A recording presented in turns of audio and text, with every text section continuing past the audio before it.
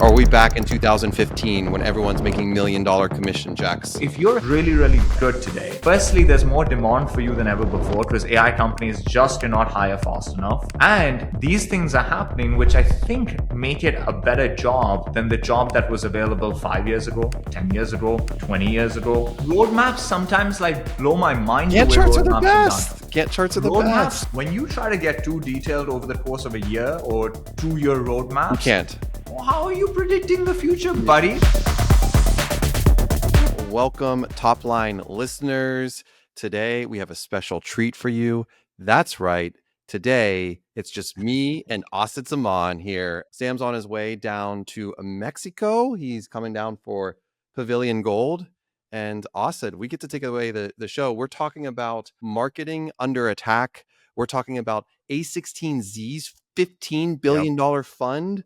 That's insane. They raised $15 billion, Asad. Yeah, And $15 billion. Is it the golden age of sales once again? Are we back in 2015 when everyone's making $1 million commission checks? Look at that. Is that what's happening? I think so. This is one of those old school jam episodes where we're just gonna talk. We're gonna jam, but we're gonna still. Guess what, Asad? We're gonna still, gentlemen, start your engines. That's it. Oh yeah. So I have a thesis. This is the thesis. So a lot of people, when you listen to them, they're talking about all these sales roles that are going away, right? Like Lemkin, I think, has very correctly spoken about a number of sales roles today that exist that will most likely not exist in the future. Yeah, he has 4,622 agents running at his company right now. He has a lot. SaaStr is only agents. That's it. SaaStr, he said it, by the way. He's like, it's me and another person and just agents now. And so It's so ridiculous. He also said something really sweet. He's like, it's cool and it's efficient. It's kind of lonely as well. It sounds miserable. It sounds absolutely miserable. It sounds pretty cool. I think it has less ups and downs, meaning that the worst days feel less worse, your best days feel less good. But I think on average, it's probably not a bad feeling. Yeah. Fair enough.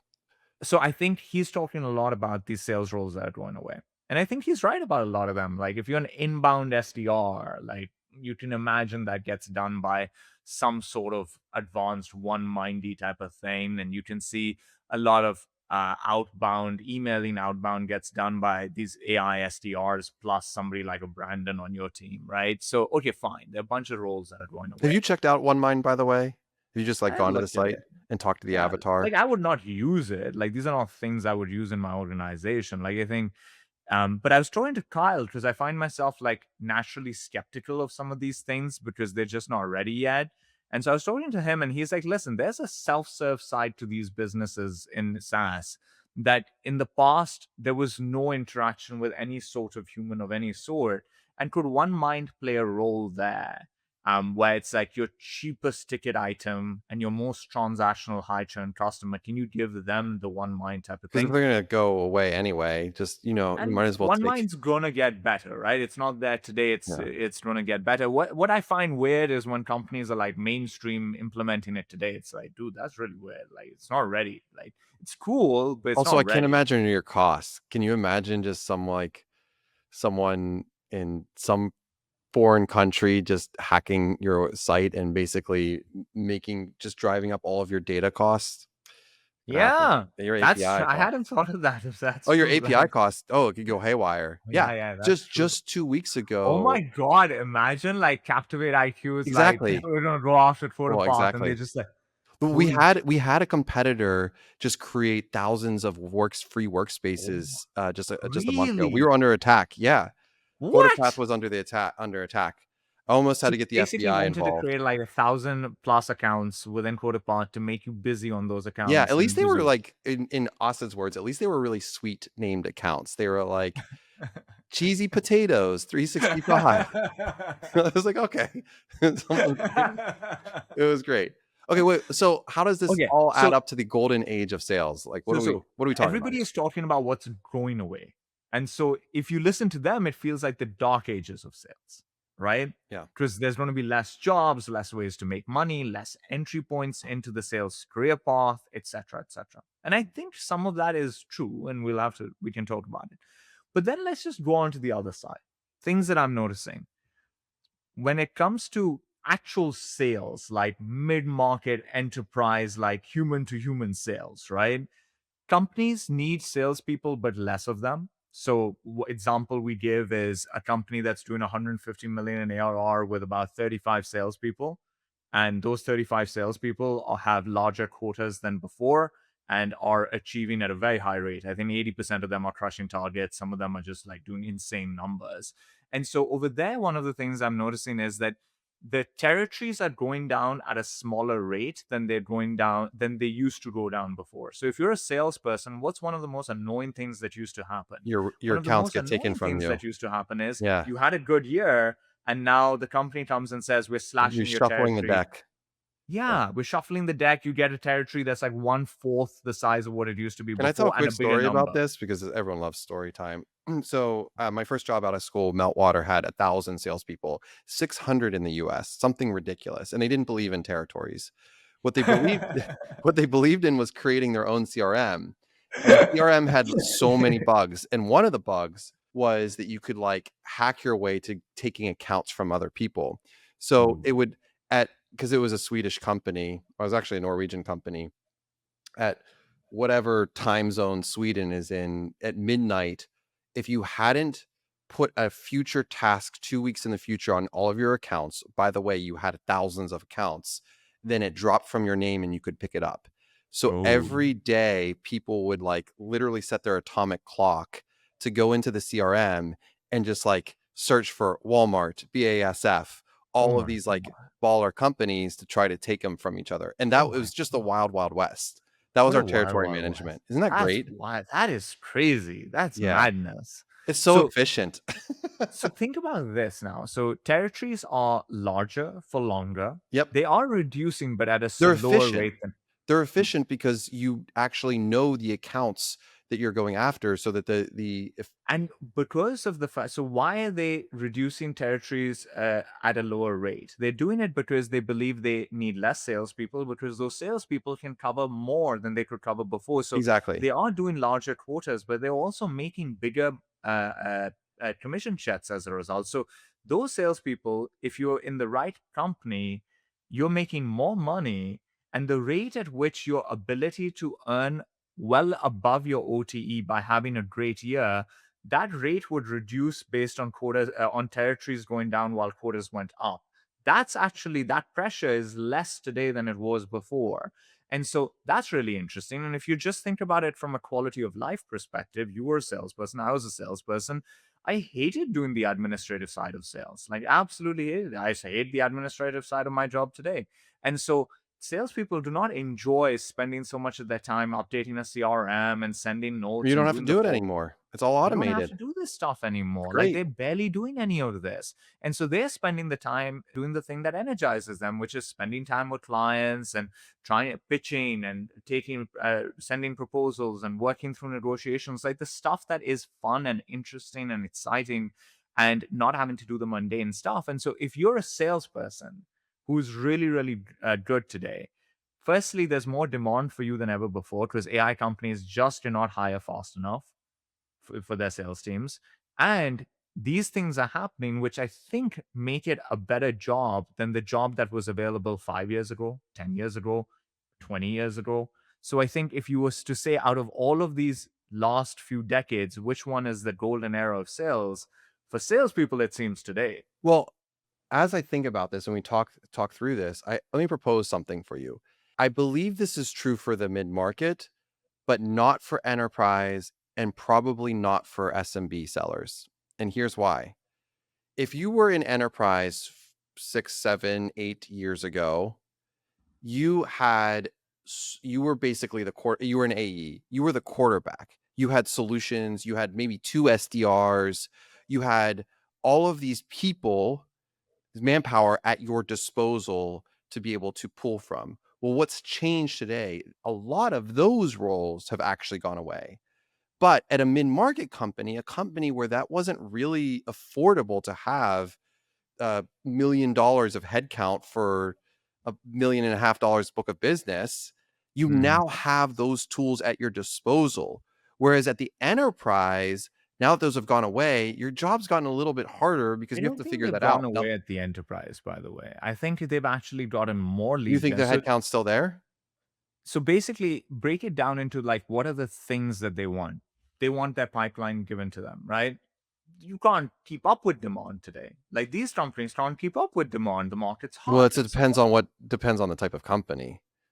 I'm talking about an AI You're company. Like very the golden specific. I era is know, you in said the that. AI. Like there ain't no You golden era working for like a mid-market SaaS company. Like that shit's not great right now, you know? Yes. Like so that was like if you're a rep at outreach, it's the dark ages for you today, right? Like it ain't the good times But and at all but that. at Gong? You know what? I'm starting to hear from people that Gong has got some momentum going again. Yeah. Now, I don't know. I'm skeptical. I'm a little skeptical, but I'm open I minded. love I'm when this topic skeptical comes up, because, by the way. We talked about SalesLoft, Outreach, and Gong, and who's gonna be the winner in go-to-market tech, and for years, I've said none of them, so I'm still yeah, sticking I by think that. none of them for sure. Yeah, none of them. Like, no one, they're not winning go to market tech for sure. Like, that's not the thing. I don't even know what's there to win in go to market Yeah. tech. We can talk about that. Like, it doesn't seem like a great prize right now. But, I think Gong is starting to show some signs of acceleration. People are saying, but they've been past 200 million in revenue for a long time, and they have yet to announce something like 500 million. So they're not growing like at a super fast rate because it's been ages when they've been in between these two levels. Putting them to the side for now, I think there's the SaaS era companies that are trying to rediscover product market fit and find a future. I'm not talking about those companies. I'm talking about those reps that have transitioned to AI at a real AI company today. Those people, I think it's a golden era for them because a pipeline is robust. They have forward deployed engineers that are doing so much more heavy lifting than what pre-sales and post-sales did before. Hmm. So much more heavy lifting, AJ. Like these FTEs are like doing twice of what a solutions architect sales engineer did before. So you have that support too. And then you have all this AI that does all your admin nonsense. And so you really are having a good time. Like you're doing the fun Yeah, stuff. but you're not sitting back and kicking up your feet. You're doing the fun stuff because you're earning incentives, you're earning dollars to do it. And That you have to imagine that they enjoy the job. Like, Yes. no enterprise. I don't think you make it to being an enterprise or strategic rep at a good company and being like, I hate being a salesperson. Like, I think you enjoy the job. I think there's levels of that. If you travel, eventually that probably gets a little old, especially if you have a family, but at the end of the day, you love sales. Yeah, You you love join it. sales. Yeah. Like, there's parts of it you don't enjoy, but there are things in it that you are like, this is my craft. I love being a salesperson, and now I get to do a lot of the things that I love more, and a lot less of the things that I never loved. Yeah. Well, all of this to say is that it is the golden era for sales. I fully agree with you, but what it's not the golden era of is marketing. And Okay, so Sam has this thing on marketing. I think this would be a fun one to talk about. And then Sam, you can listen to this and come and debate us later. So Sam's take is that marketing is under attack. I'm paraphrasing and I'm adding my own like thing to it, so Sam can come and clarify. But he's not here, so we so get we're to going to make up his words and we're really good at it paraphrase anyway. on Sam's behalf. This Yes. clip will be the clip we put out in the Let's just world. give a really grumpy spin on everything that we say. And there we go. So, okay, so what is the argument that people that think marketing is under attack are making? The argument that they're making is that marketing is being ju- is being con- people are not being allowed to invest into brand, which is an important area to invest into today. Instead, CEOs and investors are pushing marketers to on really focusing in on things that can drive pipeline today and tomorrow, and usually driven by initiatives that would be bucketed under performance marketing demand generation. And so marketers are pushing back and saying, man, you're not letting us make these investments into brand that are going to help us hit our pipeline numbers into the future. And every time we come up with a brand initiative, an idea, that idea gets shot down. You want to look at everything with a lens of attribution and what is driving short-term pipeline. And this is the marketers have a creative muscle, so they feel stifled creatively, And they also believe that they're not being allowed to do the thing that is going to help them keep their job into the future. Because if you don't make these bets today, it's going to be hard to be able to drive the sort of pipeline you need a year from now, 2 years from now, unless we make these bets today. And so you're making it so that you're going to have to fire me a few years from now because what you need, I won't be able to give you because we need to make those bets today. And so you're screwing me over. And so screw you. So that's kind of the feeling. Sam, did Asad nail it? He nailed it. I think I Sam's will come I back and just be have, I guess, like, like, this isn't a new thought though. A brand has always been under attack by, I'd say, venture. I remember for Quota Path where we invested very heavily in brand up front, and when we raised our Series B, we had an investor come to me and said, "Look, man, like you're putting way too in many that dollars." Series B round where they didn't ask you any questions, they spoke And then about they brand. came back and they were like, They didn't do any due diligence they or were anything. they're like, the best companies in the world have the best brands, but they didn't start with brand. That's what he said to me. And I Wow. was like, that's so backwards to And just that's the. so huge considering the amount of diligence that was happening in that market. Yeah, so you were like, well, wait a second, you're giving millions and millions of dollars to the CEO. And I get there's a lot of CEOs that come from a sales background, that CROs. They don't understand brand. They're not creatives. They're Mm. coin operated in a 1-0 binary world. That exists, very structured, very Excel. That's most CEOs, because those are the CEOs that are able to work backwards and think really big at scale, not the ones that are like, this is super ambiguous. I don't know what to do. Why would I do a creative with a cute little commercial with a pig that's dancing? I don't know why I would do that. Gusto did that and they nailed it. But if I think about what How really much makes, pipeline did that pig how drive? much pig, yes, if I think about what really makes companies tick and the heart and soul of it, brand and positioning are always at the bottom of that stack. What And do if they're you think of as brand? Like when you hear brand, like what's your definition of it? Like what do you think? well, let me ask you, okay, Notion. What do you think of with Notion?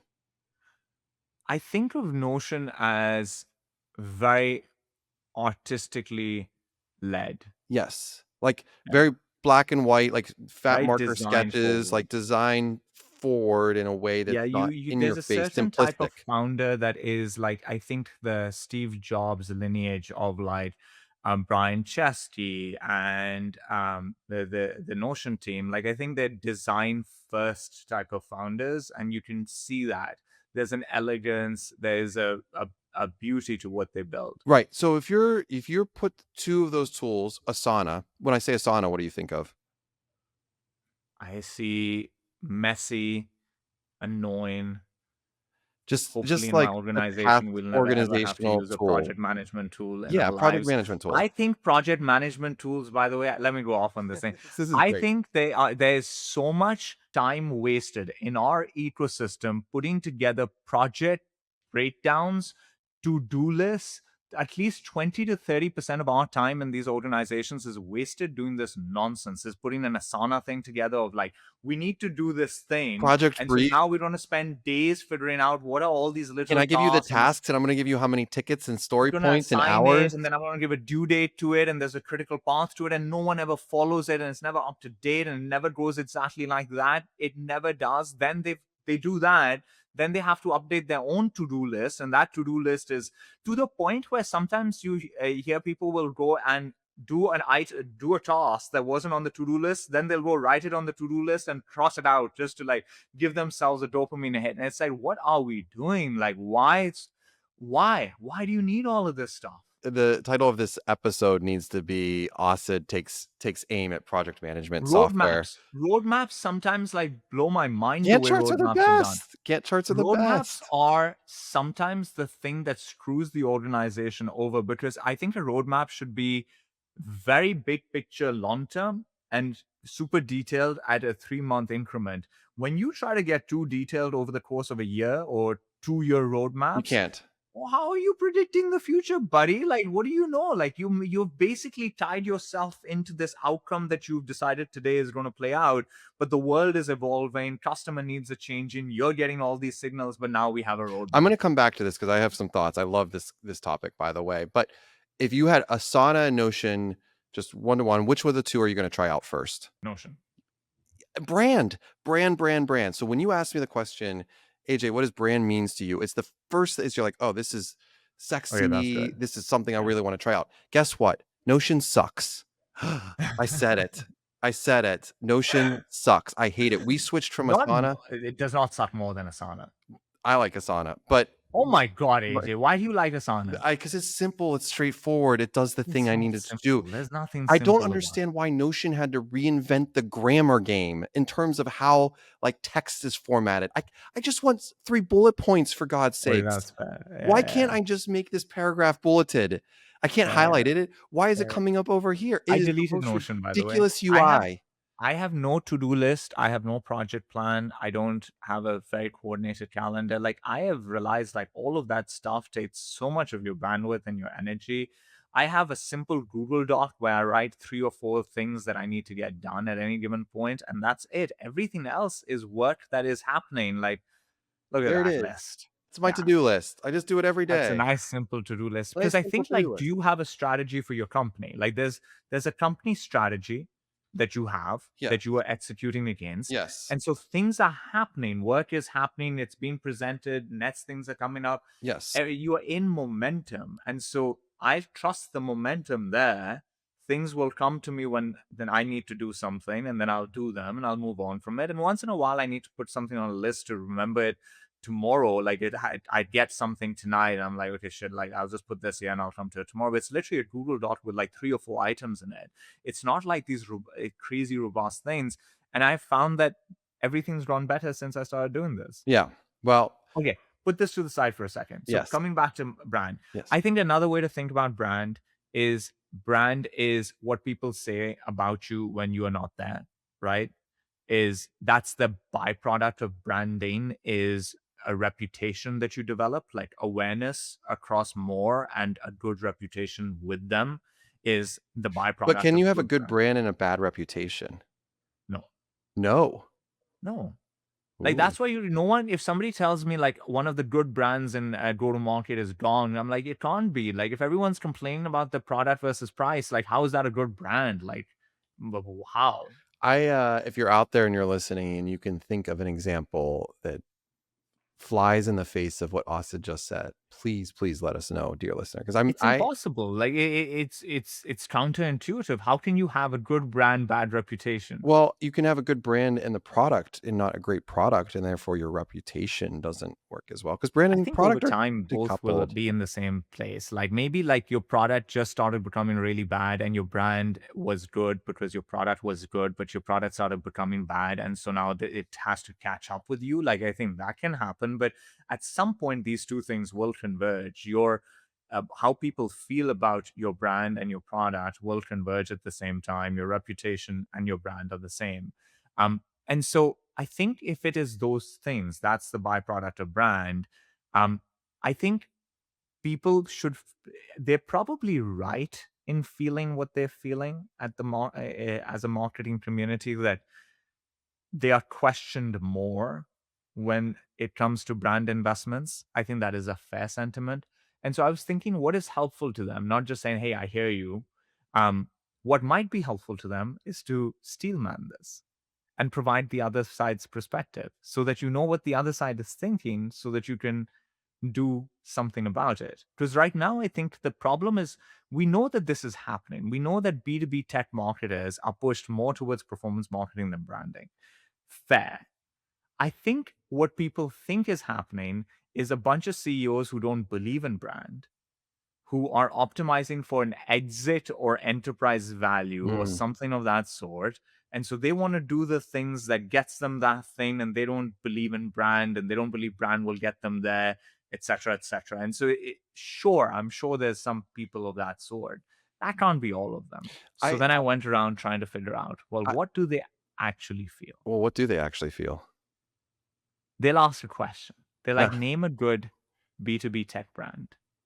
Well, I mean, I think Name we one. did Notion. I just did.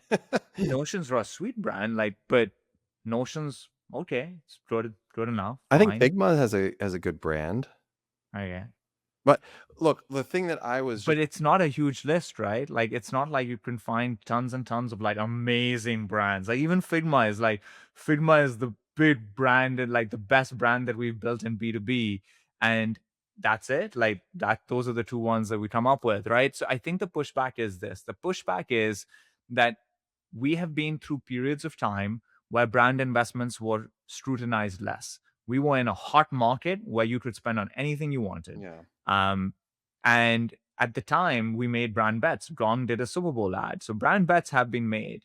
And I think the pushback that investors and founders and CEOs have is none of them led to great brands being built. And maybe it's because the very best branding focused marketers go to B2C. That's Mhm. where they like to play. Yeah. And the people that are really good at performance marketing, which is a sophisticated, complicated thing, those have gravitated to B2B. And so instead of pushing these people to do things that they might not be best suited for, we're pushing them to focus on the areas they spike in, which is performance marketing, which we need and which we want and which we appreciate and which we love and we respect what they can do. But when they try to venture into this area, which we don't believe is their sweet spot, we pull them back a little bit because we can't see in the last 20 years what great B2B brands have been built from the brand investments that have been made. We believe that a lot of the brand investments that have been built that have been made in the past were the equivalent of throwing money into a pile, throwing a bunch of fuel on top of it, and lighting it on fire. Yeah. And so let's not do that. That's the other side. Well, what you said earlier when you mentioned CEOs coming in and cutting costs or PE or whatever the case is, I think if a CFO is getting ready for an exit, or looking 2 years ahead, what are you going to stop investing in Right. immediately? Brand. You're like, "We don't But they're need." wrong in doing so. They're I 100% wrong. believe that they're wrong in doing so, but But I I also do think there's think the that other side to it because in 2021 when the market was hot and we're investing it, we were a company we were in the single digits, millions of ARR, low single digits in like 21, 22, and, we were 65 people. Guess how many designers we had on staff? poor. 5. And you know what came out of all of this? This is the other pushback. They're like, all the brand investments ended up becoming webinars and reports and like Yeah, really because of boring COVID, it brand. was terrible. The content was trash, It was and it horrible. It struggled wasn't. then, and it's struggling now because of AI. It's so It's like crazy. webinars and reports were the branding initiatives that were made. And so, like, hey, maybe there's some sense in what these people are saying, is one way to think about it. I'm not taking their side. I am, just for the sake of this audience, I am not saying I agree with this pushback. I'm saying it's important to try to understand where the other side is coming from. And this is part of what the other side thinks, is that, hey, the marketing community over here is good at something that is really hard and really important, and let's keep them focused on that because that is a really important thing and that works for us. This other thing that we think can be good is not their sweet spot, and in the past when investments have been made into it, great things have not come out of it. So let's avoid that a little bit. Like, I think some of those people are coming with this mindset, and if you want to change hearts and minds and being allowed to make big brand investments, you have to understand where people are coming from, and then look at people like I think a Kyle Lacey, who has always made great brand investments, but he kind of knows how to get the permission to make those brand investments. He's also the guy that likes to be measured against pipeline, right? Yeah. And so that is probably how you get there, is you become heavily revenue focused in what you're measured But what you against. said is really true. In that a lot of these brand designers like B2C because there's scale. There's real scale, and so The you can have scale, investment yeah. dollars to that, and the measuring becomes the funnel. The aperture might be wider, but what you're measuring is much, much smaller and on a Yes. smaller scale across the board. And all of this is to say it takes money and a lot of dollars. So in a really hot market like you have today, it's just really tough to make And the do case you for think investing in it's brand. probably fair to always point out to people that what we're talking about is not AI companies? Because I think if anyone says AI company marketers are not allowed to make brand investments, I don't No, think they know what they're talking about. Like, no, that's those not companies true. are allowed to make whatever Of brand course. investments they want to make right now. I mean, they have to. Like those companies, if anything, have to cut through the commoditization of it, and how do you differentiate? Well, brand is one of those key ways to Also because differentiate. pipeline's not the problem. So if Yeah, you're running marketing at, I don't know, Lovable, and your problem is not pipeline, you'll be allowed to make brand investments. And I think there's a lesson in there as well, is that if pipeline becomes less of a problem, the tolerance for appetite for brand investments, I think, increases. I think those two things are quite connected. But I think if pipeline is struggle city, then brand investments are probably not going to be. toast. You're Yeah, done. it's not Yeah, happening. Like if outreach today, somebody at outreach internally is like, yo, we have this branding campaign we want to yeah. do. I think that person gets killed. So Uh, so do we go back to your tirade on project management software? Do we move on to A16Z's yeah, let's talk race? about project management software. Oh, You have no. it, right? Well, this is so funny, that you say this because I was on a call with, 2 other management team members who will not be named because we had this big change management last quarter. We moved from Asana to Notion. Oof. And yeah, it was, and to me, I was like, I just Okay, need to can I think ask you why? What was the need? because it wasn't me driven, just for the record. Obviously not. Because product had started using Notion years ago and we wanted to consolidate. It was a cost piece of that. But the thought process was, oh, we're going to record our management team meetings and then based on our updates, use that to help inform and like automate some part of our updates. That was the thought process because Notion Sounds like AI, busy work. yay. Yeah. Which at the end of the day, I still just use ChatGPT and copy and paste into Notion anyway and don't use Notion AI. So I'm on this call and we're talking and I'm like, it was two colleagues that again will go nameless, but they're on the management team. I was like, hey, I got a little dirty secret. And they're like, what? I'm like, I don't like Notion. And they both said, we don't like Notion either. And so now you have half of the management And now you team. might have to go back to the other one. So like I we were just in I this don't want, I'm vicious not gonna cycle. do that. I'm gonna be a team player. And that's what they said too. We're all gonna be team players in this. But the reality is that with Notion, not only is formatting text just strange to me, but it's always so many more clicks. Like I don't have Hmm. everything on one screen. I with Asana, I had a side panel and I could see everyone's updates really How cleanly. many projects went exactly how they were mapped out in Asana ever? Oh, they never do. Well, they shouldn't. I That's think the that's the useless thing. point. Why are we doing the thing that never happened? Like, Oof. then at least, okay, maybe my complaint should be different. Maybe Asana is fine. Maybe Asana is fine, ClickUp is fine, etc. Yeah. I obviously love Gaurav, and so maybe these are great things. But maybe how we use them is neurotic, where we try to like get so granular with breaking something down and then trying to get so specific about the minute tasks within it, assigning it to people, assigning timelines to it, and trying to be so precise with things that it's hard to be precise with. And so then what ends up happening is you have this track record of your assumption of how something would go has never played out that way. But we never question, why are we doing this then? Like maybe we need to think about breaking this down differently. And no one ever stops. It just becomes more and more. In Well, companies, like as you get bigger and bigger, more projects go into this and never happen the way that we think they're going to and then happen. there was this whole And period where we were like, "Oh, we've got to use Miro or Mural for all of our project management and collaboration because we're in different look, it's places." insanity. Like, wow, why? I don't I mean, we're bringing up good points. Dear listener, you all are we're in for a treat. This is what happens with Sam. We talk about topics that are like I'm actually curious to what Pavilion uses. So like this would fit in right. We'll ask I him think next they're time. on ClickUp. I think they do ClickUp. Yeah, click up and then you have Mm. monday.com. If somebody in my company asked It's us like to pay implement a project plan, I would stop talking to that person for like a week. project management software is like payroll software. There's just a million of them. We didn't even talk And about it's not Basecamp. going to make you better. Like in most of the cases, most of the implementations of these softwares, I don't think that software helps the company do anything better, faster, more efficiently.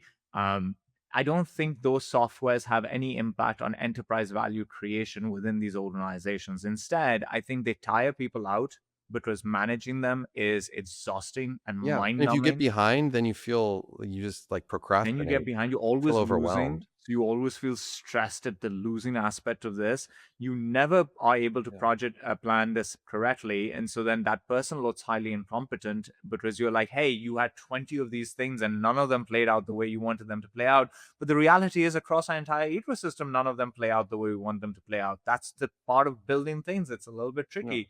And we probably need to be less granular in trying to map it out and actually just start doing the bloody work. Like, you're spending so many hours on this, just do the work. Like, the work will move forward a bit faster. You'll be more on time if you start the work than if you do this thing, right?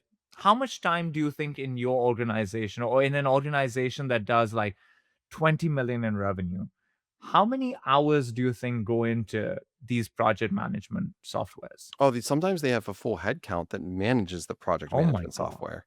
Oh I've my seen god. that before. Oh my god. Yeah, so an insane amount. Okay, That's a job that's we should going move to on from AI. project management software. I actually have I want to kind of call an audible here because I was thinking about a conversation I had yesterday. I know we haven't done a audience question, but I have a situation where I'd like to get your take, Osid. And it's a friend of mine who started a company 2 years ago, and he sent me a long text yesterday. He said, "AJ, after 3 years of doing this thing and a couple $100,000 of ARR, I am like I've got 12 months of runway, but I'm just done. And I want your advice on what to do and some more details on it. Really, really strong go-to-market operator, was very successful, multiple companies.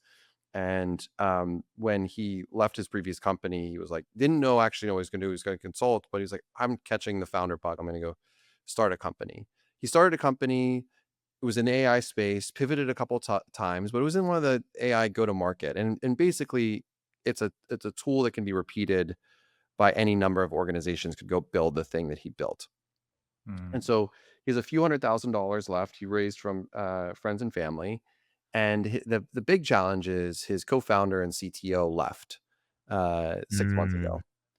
And so he's trying to think through a couple different options, like what are some type companies, soft landing, et cetera. So I'm talking to him like, what partners do you talk to? Who do you work really well and integrate with? And there wasn't a lot there to do it. So I'm kind of curious, Asid, you've 7 months of runway, kind of hit this point, this inflection point. What do you do? To move on, like, you Move just on? move on. That Yeah, you easy? move. You have so Yeah, much man. emotional baggage caught up in this You gotta company. give it up. Like that. This is where I think people get caught up in things that are like they make this up in their heads. Like an example of this is I have a friend who is spending too much time thinking about returning capital. Like, I want to make my If he investors keeps thinking about it, it's gonna be gone. So He's like, I need to return capital to everybody that invested in my pre-seed and my seed round. I think it was just pre-seed or something like that, like $1 million they'd raised. And they raised from a bunch of investors and some angels. And so really taking the pressure of like, I need to make them whole very, very seriously. And in a way, it's very commendable. But the other side of it is who is investing in your company their entire life savings? Like, no one's crazy enough to be like, here's a venture investment. Let me give you my life savings. And venture capitalists obviously have a tolerance for losses along the way. And so that person has created this artificial situation for themselves where they have to find some sort of a soft landing where the probability of this soft landing to me is like closer to non-existent than existent. And so they're trying to find this very hard to land soft landing. And instead, I think what this person should do is close it down, return the money. Your person probably should do the same thing. Whatever is left, return it to the people. And if there were like one or two angels that you want to make whole from your own pocket over time, do it if you have to. But don't worry about VC money in that instance. Like they understand they made a bet on something that has a high probability of not working out and it didn't. And now go and find your next step in the market without the baggage of this thing. Because markets aren't going to stay the way they are forever. Right now, sure. you're in the early stage of a platform shift. It's significant. You can find a good job. You can start a new company. There's so many things you can do. Don't waste the year doing something that doesn't matter in the grand scheme of things to anyone. And so But you find a lot of people and they think it's because of integrity and this and that. And it's like, I don't think you've gone through the intellectual rigor of thinking it through. Like, it won't matter. What you're trying to do doesn't matter. Just I don't think focus that's on it your next actually step. though. Here's what I would say I see it as. If I'm in that position and I've built something, I've spent 3 years building something, it's almost part of my resume. And I feel like if I'm looking to get a job as a CRO, which as we've said many times, Asad won't hire me. Not going to get one. So like, let's say QuotaPath blows up and I built this really cool tool. I want to find a company where I can maybe potentially run that as a standalone by itself and gets Dude, you're in go-to-market tech. Where are you gonna roll? well, that's fair. Like, let's be honest, like Yeah. go-to-market tech is screwed right now. Like, what's working? Zoom Info trades at twice the revenue. HubSpot's down You have 60%. HubSpot's down 60-70%. Like, it's struggle city over there. Salesforce is like big and massive, but not Yeah. really growing at any significant rate. And they don't seem to, their AI stuff doesn't seem to be doing Yeah. all that well either. What's there? Like, what is there? Like, Clay is exciting, but Clay is a I'd say they can I offer you QuotaPath? It's a company that's very doing well in exciting. There's a go-to-market. lot of excitement in small companies in go-to-market, but like, where do you have this type of large With scale $120 winner? million Wait, revenue companies. hmm? In the you mean in the 100 million ARR company, like the bigger go-to-market tech companies or I just in think the general? 100 million to a billion range is what tells you the state of this market, Right. and there's not a lot going on there. Well, they're not acquiring. I mean, yes, Salesforce acquired Qualified for 1.2 billion, and that was a great, great win, but you don't have many of those. You're just not Yeah. seeing them. And so these smaller, like seed round companies that are looking for soft landing and go to market, it is very different to if you were, let's say, a DevOps solution or something like that.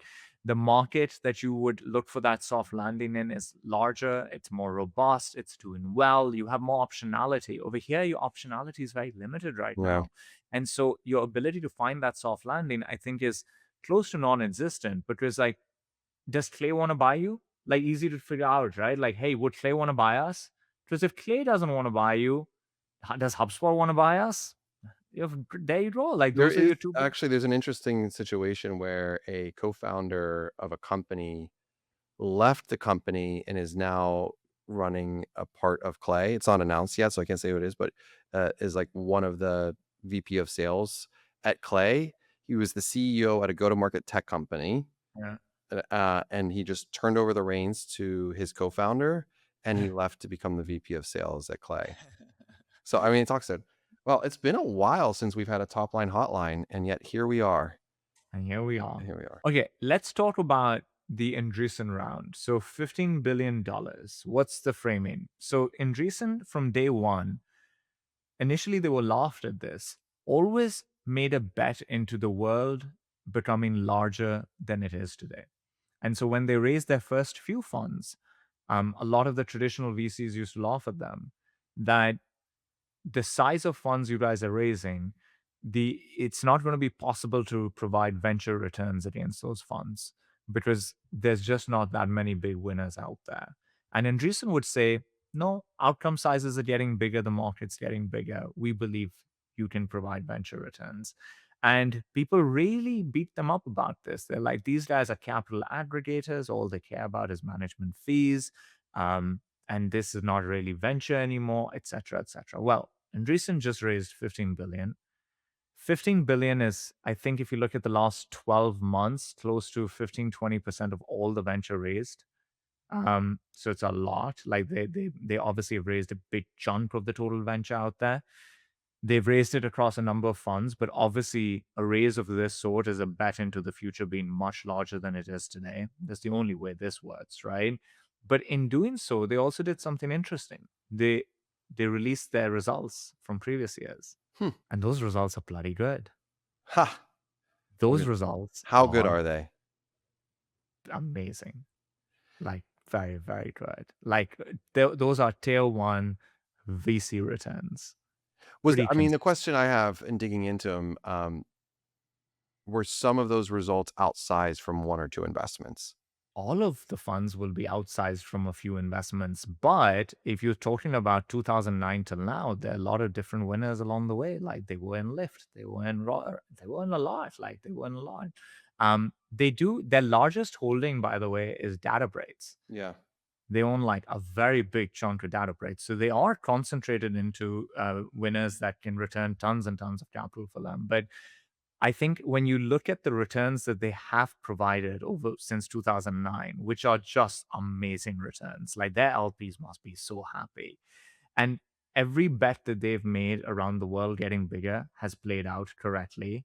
And then you look at this raise and see that they are betting into the world becoming obviously orders of magnitude larger than it is today. You have to give it to them that they've called it right so far. And so well, who's to say that they're wrong this time? Like they have a good track record against this, and I think the logic is there. Like this is a platform shift on the order of magnitude of computing rather than things like cloud and mobile. This is like when we got computers, and then what happened from there. And so they believe lots of really big winners are going to come out of this. Lots of enterprise value will be created. Um, General thoughts and sentiments when you see something of this size and scale? I mean, my primary shareholder in QuotaPath is Insight Partners, and Yeah, they're a $90 billion 90 fund. billion. And they have had, I mean, their track record, I obviously can't compare them to Andreessen, but what I can say is No, that, but very comparable, by the way. Insight is different in the sense that a lot of Insight's business is PE, well, it's East but like Coast versus West Coast, and there's PE yeah, piece of it. their returns are great. And every quarter, Insight has like a multi-billion dollar exit Exit, now, right? exactly right. That's what really, that's where I tend to see, because I stay up to date with Insights news, and every single quarter they have 3 to 5 exits like clockwork that are Dude, and always really positive returns buy for something when the Insight. market was hot for 1 billion and Yeah. everybody is like, this is going to be a bad purchase, and they sell it for 5, sell it for 10. There's like they've done so many of these. They bought Veeam for 5 billion. Veeam just is worth 20 something billion now. They had the exit a few weeks ago, I which was mean, a you go all company the they way bought back for a to billion. Recorded Future last year, it was a year and a half ago, to Mastercard. They go all the way Yeah. back to SalesLoft to, Insight is underappreciated how good they are at yeah. generating They're returns. they're very, very strong. And there's a great podcast with Patrick O'Shaughnessy that talks to their founder, Horing, that you can all go And he listen never to. does them, so it's worth Yeah, this listening is like to. the first one he's I ever think done. Andreessen is like, I think if you are a founder or if you're an operator, how do you read this? I think if you go to market, this should go back and tie to like the thing that we are talking about a bit earlier, which is that for a lot of go to market, I think we are entering the golden era. This is the market is going to transform. Um, a lot of the things It's weird, Oscar, every when you say this, I try to square this, and I'm just gonna ask you, because one hand, we've talked about the golden era of sales. On the other hand, we've talked about how abysmal GTM tech is. yes. How do we square those 2 Isn't things? that wild? It's Isn't that wild. crazy? Yeah. The market could never be hotter for sales and never worse for go-to-market tech? How does that I happen? have an answer to this. I think that itself tells you how human go to market is. I love it. It kind of does, right? Like the technology is fine and helpful at the margin, but It's it's worse than human. project management software, apparently. Probably is, dude. Like some of this go-to-market tech out there is like really, is really, really bad. And if you think about what it brings it down to, is that sales and the rest of marketing is you've got this like human to human aspect to it. And that's what it's all about. So we're in the golden era, and salespeople and go-to-market professionals driving $5-6 trillion worth of spend and purchasing in the economy, and the tools that are enabling them specifically are barely getting to a It's billion or such a two red billion. herring. If you're a founder out there and you're like, "I'm gonna go build something to solve this sales problem that I've had," don't do it. Stay Because away. this is the thing, your technology won't make a bad salesperson good. Your technology will not make a company with no product market fit good. And companies with good salespeople and good product market fit can kill it without your technology because they have for ages and ages and ages. You're And hitting on so the I thing think, that's and where the Where the unlock has come right now, by the way, like all of these productivity unlocks that we're finding in sales right now, they aren't like some of it is just very generic tools being used to do simple things that used to take a lot of time. And maybe you could use case that into some sort of a go-to-market test thing. Sure, maybe it becomes an AI CRM, or it becomes a module that HubSpot or Salesforce sells. But we've found that the massive unlock has come from simple things being done for these people to give them more time to do what they're really good at. But if you can't make a bad salesperson good, or if you can't make a company with no product market fit fly, then you can't you're not really helping the pain become less painful. And the good ones can be good without you. That's the challenge, I think, in go to market tech. Yeah, I agree with you 100% in the sense that if I think about just even quota path, where a lot of our challenges are in our the rev ops leaders or even finance that are leading and implementing quota path, the reps get upset not at quota path but at their own comp plan, and that kind of manifests up to the admin where it just can get frustrated. It's like, well, quota path's not doing the thing it's supposed to be doing. It's like, well, no, your sales team isn't doing the thing it's supposed to be doing, and that's Autopart it's can really tell you challenging. things, but like the sales rep is going to feel crappy if they can't hit their quota. Their quota is mainly dependent on them having a good product to sell and being good themselves at selling it, right? And so the thing that shows them how much they're earning and all of this stuff, it's great when I'm winning, and I'll be frustrated at it when I'm not winning, but it can't make me win or not make me win, right?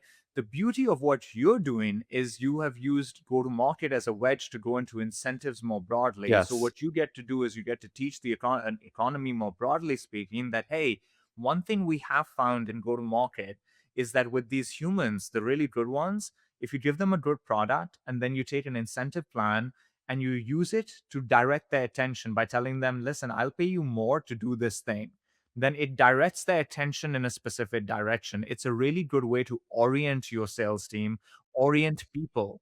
And so let's use incentives broadly in our company to for change attention from here to there and see the benefits that we've had of doing so in sales more broadly. I think that's a beautiful story, but that means you becoming the big winner that you will become is breaking out of go to market. And maybe that's the lesson for a lot of go to market tech founders is, can Yep. you break out of go to market? Can that be the jumping off point? Or Like can you there's a be piece a of ground wedge? I'm The doing. wedge is so important. We thought about this day one. This was to 2018. And look, commission tracking isn't the end all be all. Does my team wake up in the morning and like so jazzed about commission tracking? Absolutely not. We get jazzed up about solving really big problems, and the problem you have is exactly what you said: is most companies aren't aligning their incentives correctly. So if you're No. going to have commission tracking because that's a mission critical thing, you're doing payroll with it, Yeah. fine, get in and do it well, but you have to broaden the use case above and beyond that if Yeah. you want to differentiate and do exactly what you said, which is extend on the category above and beyond go to market tech. Now, the challenge is, although this is a great thought exercise, has there ever really been a company to do that successfully? Salesforce, I would offer up, is probably one area, but Well, I would say Salesforce is like the company that we have to now question, like how much can we learn from that company? Because yeah. listen, super impressive, world changing organization, all of that, 40 billion in revenue, better than us, all that stuff. Give it to them. But at the same point, in the grand scheme of things, like their growth rate's not really good right now. And I think growth I mean, rate CRM's reflects. under attack. I mean, marketing's Yeah, under it attack, but reflects CRM's your really under ability attack. to keep adding new value to for the market that you're selling into. Is like if you need to increase the amount of value that you're providing so that you can increase the amount of revenue you can generate over time. So your growth rate indicates that, especially in a company of that scale. And so one would argue that Salesforce over the last couple of years has had a really tough time finding ways to maintain a healthy value exchange, which is now indicated in their growth rate. And so whatever they're doing internally, some of it is obviously not working because they haven't gotten these things right. I don't know of many organizations. I don't know of many CEOs that believe right now that you can use incentives broadly in the organization the way that you can in sales. But I think that's the fun opportunity is to say, listen, we've proven that this works. We've Yep. proven that if you take somebody really, really good, right, like a really good salesperson, and you give them a really good thing to take to market, and then you tell them, okay, I need to help you allocate your number one resource, which is your time and your energy. And I'm going to help you figure out how to allocate it, not by your frontline manager telling you what to do, but instead your comp plan telling you what you're comped against. That tells you how to spend your time. And so I'm going to use that to tell you where to spend your time. And it works really well. An example of how it works is, imagine you had a sales rep who had an existing book of business and new business as well that they had to drive. If the new business commission rate was 15% and the existing business commission rate was 2%, the rep knows to spend more time on new business than existing, right? Same way if you flip it on its head. So it helps you figure out where to spend time. And I think because it's proven across thousands of reps, across thousands of companies, you can take that insight to a CEO today and say, tell me why, if we figured out how to do this for product, for eng, for admin, why wouldn't it work? Like, Mm, why? And I think the only place where you might have some really healthy pushback is eng. yeah. Because in eng, I think it's a hard to measure type of job. It really Well, you is. have so many different variables. Quality versus velocity are the really That's the challenging pieces. problem. Yeah, Yeah. you just How do you measure but quality? we're Like, gonna how do crack it, you, Austin. I'm gonna figure it out by the but even if you didn't do eng and you did everything else, that's a big ass time, I mean, right? Like, yeah. So we'll get there. Going back to A16Z and their $15 billion fund, awesome that they released their results. Awesome that they're doing well, and that's just great. Like I know that there's a pessimistic view on venture and software right now, but when you see a fund like A16Z put their money where their mouth is and do that, it gives the rest of the world hope that, oh, venture works. It is the right business model. it All ships works. With rise. their results, it works. Yeah. Like, oof. Quit hating on venture. Okay. We're coming up on time. I think we should do shout outs, wins of the week. I'm going to start if that's okay, Austin, because Go for it. I like every person ever set a goal at the beginning of the year to read more. Of Mm. course, dry January, reading more. But I finally started Project Hail Mary, Oh and I yeah. started Andy Weir, and I started it. So The Martian is other pretty well known book, and this one's coming out with a movie starring Ryan Gosling and woohoo in March. But I started it 2 days ago, and I'm halfway done, and it's really really Wow. good. It's a page turner for sure. And all of you sci-fi fans, if Sam was on here, he would roll his eyes at Should I me right give you, for all of the listeners who are wanting to read more books, I'll give you a trick on figuring out whether you should continue reading a book or not. Because there's so many books out there in the world, you can't read all of them. When I was young, for a couple of years, I was living with my grandparents, and they had this library in their house, and that library became my bedroom, and so it was beautiful. Like, it was like books everywhere, and then I had, like, it was this beautiful library, and I got to like live in it. And one of the things I learned in that library is, living in that, I couldn't read all the books in there. Like, now. and I lived there, like it was impossible. And so you have to have some way of deciding whether you continue reading a book or not. And there is a way to do that. The way is this: it's 100 pages minus your age. That is how many pages you must Huh. read before you are allowed to decide whether you continue or not. So, what does that do? If you're young, if you're like 30 years old, 25, whatever, you by default have to read more pages because you don't know that much about the world. You're not that far ahead. So, you need more time to make that call. If you're 80, you don't have that much time left, firstly, and you have more knowledge and more insight and all of that. So, you just need to read 20 pages to decide whether or not I'm going to continue. And that has helped me so much. There are so many books I start now, and I'm like, no, like, you're not going to get my attention. And it actually makes reading more fun, because the thing that screws us sometimes is you start reading a book that you're not loving, and you think for some reason you have to finish it, like the food on your table. I must Yeah. eat my vegetables, I must finish this book. And that is nonsense. You must not throw it away. I can't wait until I'm 99 years old and I only have to read one page. 100 page. uh, Well, considering all the longevity stuff, all of that stuff that's happening, you might get to live to like 120, We'll 130. see. Austin, you're already on your way there. All right. Would you invest if AJ, if you had to put $1 million to increase the probability of you living to 130 by 30%? Would you spend the Oh million yeah, dollars? 100%. I'd spend Yeah. $5 million to do that. Yeah, right? I Yeah. mean, Would look, you think about spend $1 million to go see the moon for 20 minutes? yes, Right? 100%. Yeah, those are I good love this spends. game. This should be quiz Right. pro quo. This is a great game. No multiple choice. This is really Somebody said no to that. Like Sherry is like, I don't care about the moon. I was like, what do you mean you don't care about the moon? Like it was so cool. that Like, would be there's other place to spend money. absolutely I amazing. want to see the moon. Okay, what's your win of the week What is my win of or the shout week? out? I just feel like it was really interesting. I It's a lesson learned last week, maybe, which is we took a couple of weeks off from sending the newsletter out. We sent twice a week. We took a break at the end of December. And so last Thursday, we sent it out for the first time. And one of the things I was thinking of is that we probably will have to tolerate a lower open rate for a few weeks to build back warmth and the habit with the audience, etc.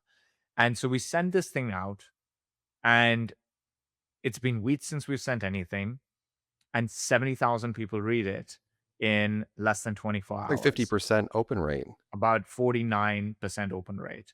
And that was just so shocking to me. And we didn't post about it on social or anything of that. So it just went to the core audience. It was just wild. It was like such an unexpected thing and so counter to what my logic had made me become comfortable with. And so it's just a healthy reminder that you can sometimes think things through and feel a lot of conviction around where you land up and be totally fucking wrong. Uh, And that's okay. my CTO commented on it that's how great the content is.